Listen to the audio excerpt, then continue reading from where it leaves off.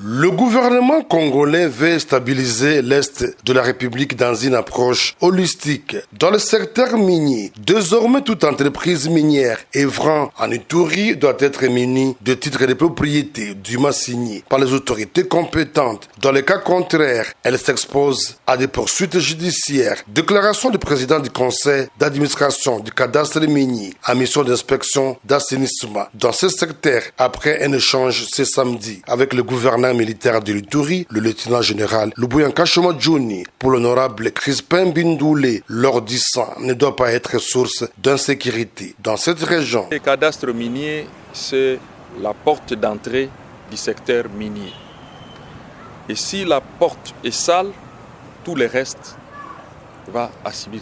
Si vous entrez dans une parcelle et qu'à l'entrée vous trouvez des saletés, vous allez dire que tout ce qui est dedans, c'est vraiment foutu.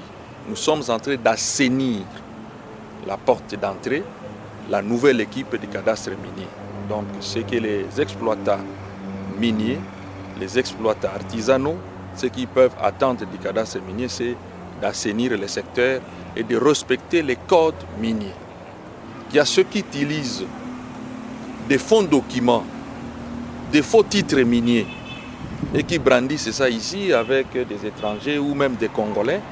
Sachez bien qu'il y a une mission d'inspection de ces documents. D'ici là, vous les verrez devant la justice. La province de l'Ituri constitue la deuxième étape de la mission du PCA de Kami, après Isiro, dans le Haut-Touélé, avant de se poursuivre à Goma, dans le Nord Kivu et Kindu. La mise en œuvre de cette mesure contribuera tant soit peu dans la lutte contre l'insécurité